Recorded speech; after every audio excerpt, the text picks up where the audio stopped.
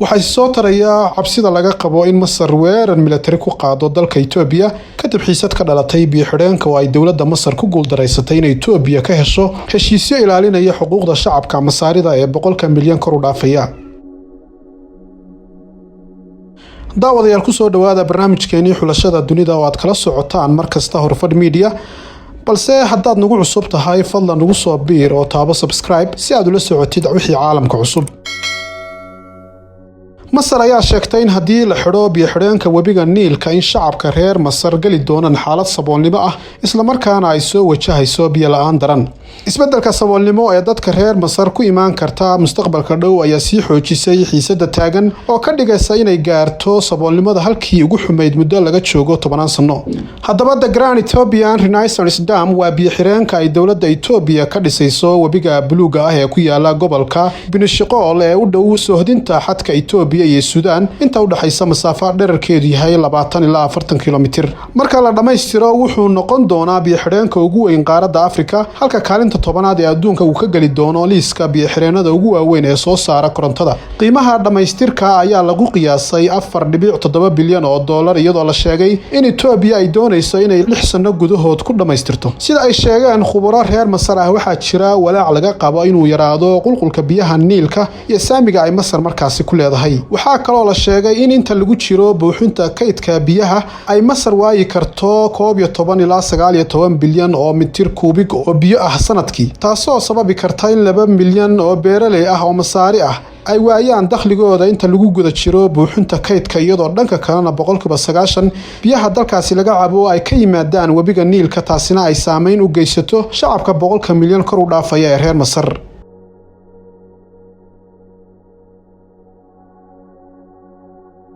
waxaa kaloo xiisadda sii kordhisay waqtiga Itoobiya ay ku doonayso inay biyaha kaydsato, iyadoo la ogyahay in webiga buluuga ah uu maro 3 wareeg oo 20 sanadoodba, mid abaareed, mid dhexe oo ah roobab yaryar iyo xilliga la galo roobab culus oo daad leh, halkaas oo ay Masar ka dalbatay Itoobiya in la sugo sanadaha daadku socdo si ay u bilaabaan buuxinta kaydka biyaha. taariikhda iska horimaadka Niilka ma aha mid hadda curatay, laakiin sanadihii la soo dhaafay dowladda Masar waxay olole military ka bilowday dhulka Xabashida, waxayna labada dal isaga hor yimaadeen dagaalo ba'an oo labada dalba u arkeen halganka xuquuqda biyaha Niilka.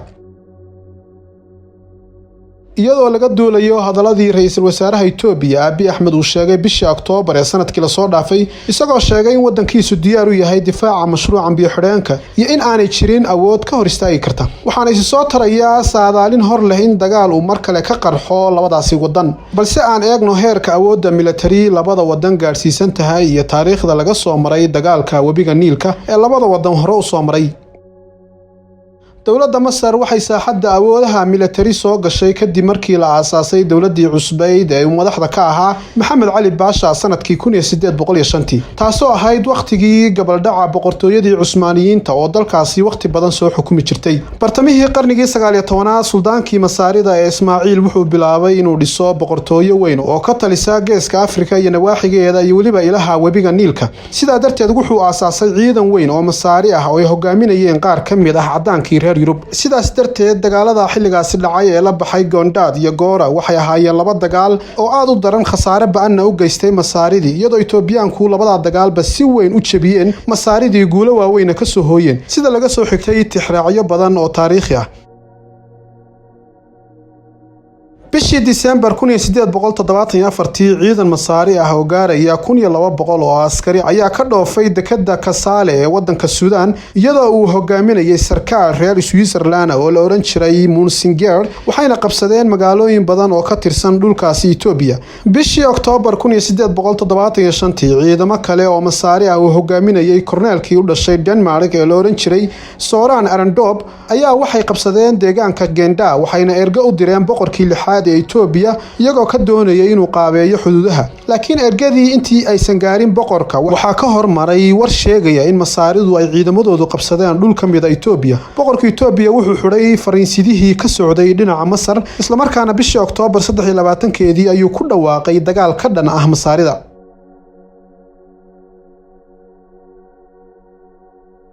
ciidamada Itoobiyaanka ayaa helay warar ku saabsan in masaaridu xoojinayaan ciidamadooda gudaha dhulka Itoobiya oo qiyaastii ay gaarsiin doonaan ilaa 2,000 oo askari kuwaas oo hoos yimi sarkaalkii hogaaminayay ee Monsinger Basha ciidankaas oo ka yimid dekada Kassala halkaas oo Itoobiyaanku u dhigeen dabin isla markaana ku weerareen meel u dhow magaalada Adwa waxayna halkaasi kaga adkaadeen sarkaalkii Monsinger iyo dhammaan ciidamadii hogaaminayay taariikhdu markay ahayd 1875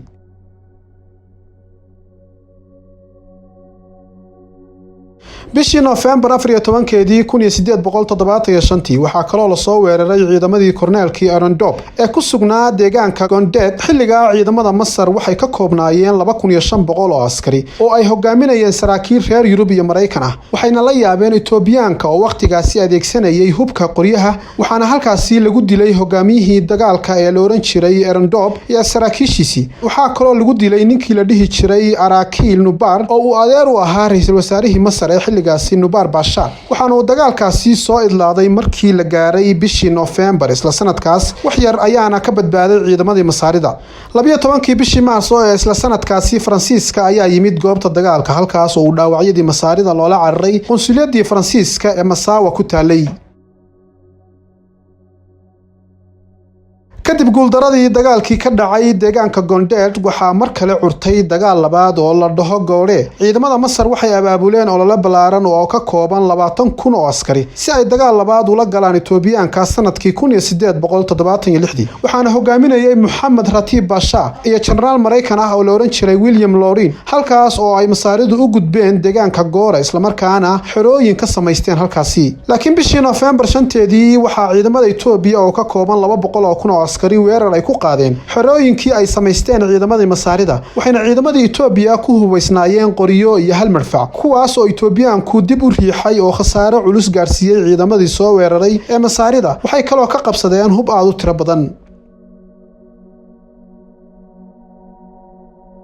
markay ahayd Maarso 12 1877 ciidamada Faransiiska ee joogay magaalada Massawa ee Suudaan ayaa yimid goobaha dagaalka halkaas oo ay gurmad u fidiyeen ciidamadii dhaawac ahaa ee Masaarida sooyaalkii hore ee xambaarsanaa colaadaha iyo dagaalada ee u dhaxeeyay labada dhinac uma muuqan inuu dhamaaday laakiin wuxuu ku reebay xiisado wali ka dhex taagan labada dal ee Masar iyo Itoobiya sidaas awgeed sanadkii la soo dhaafay 2019 ra'iisul wasaaraha Itoobiya Abiy Ahmed ayaa ka dhawaajiyay wax u eeg saansaan dagaal kadib markii uu yiri haddii dagaal loo baahdo waxaan abaabuli karnaa malaayiin dagaalyahano ah oo Itoobiyana wuxuu kaloo sheegay in dagaaladu faa'iido u lahayn saddexda dhinac ee Masar Suudaan iyo Itoobiya isagoo sheegay inaysan jirin qorshe hadda waxyeelo loogu geysanayo Masaarida oo Itoobiyaanku damacsan yihiin Abiy Ahmed wuxuu kaloo carabka ku adkeeyay inay jiraan weeraro ku saabsan inay Masar adeegsan doonto awood military laakiin wuxuu sheegay inaysan jirin quwad ka hor joogsan karta Itoobiyaanka dhismaha biyo xidheenka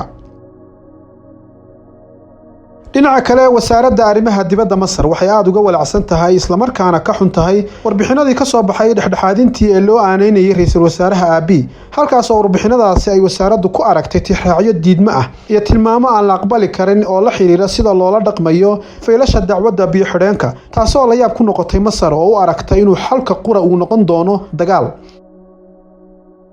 horaantii bishii Oktoobar ee la soo dhaafay wadahadaladii u dhaxeeyay Masar iyo Itoobiya ee ku saabsanaa mashruuca biyo xidheenka ayaa dumay iyadoo 70% ay Itoobiya dhismahaasi soo gabagabeysay kulankii madaxweynaha Masar Abdel Fattah al-Sisi ee uu la yeeshay ra'iisul wasaaraha Itoobiya Abiy Ahmed 25 Oktoobar ee sanadkii la soo dhaafay ee magaalada Sochi ee dalka Ruushka halkaas oo uu ka dhacay shirkii Ruushka iyo Afrika ayaa wax natiijo ah aysan ka soo bixin dhexdhexaadin la sameeyay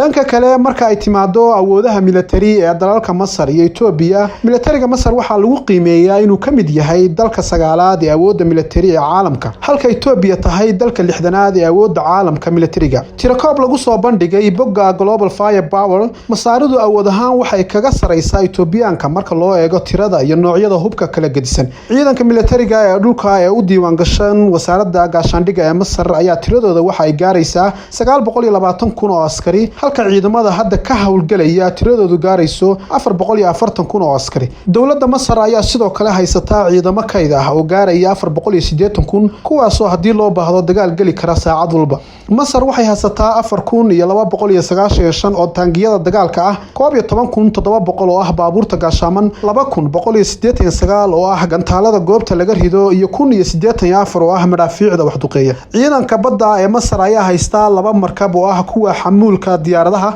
ama maraakiibta qaada diyaaradaha. waxay kaloo haystaan 2 markab oo kale oo ah kuwa dagaalka, 8 gujis oo ah kuwa badda hoosteeda muquurta, 45 markab oo ah kuwa kormeera xeebaha iyo 31 maraakiibta ah nooca badda ku aasa miinooyinka ama burburiya miinooyinka badda lagu aaso. ciidanka cirka ee Masar ayaa haysta 215 diyaaradood oo ah nooca dagaalka, 59 diyaaradaha militariga ee xamuulka qaada, 387 oo ah diyaaradaha lagu tababaro ciidamada cirka, 294 oo ah diyaaradaha qumaatiga u kaca ee helikabtarka loo yaqaano iyo waliba 81 oo ah helikabtarka wax weerara.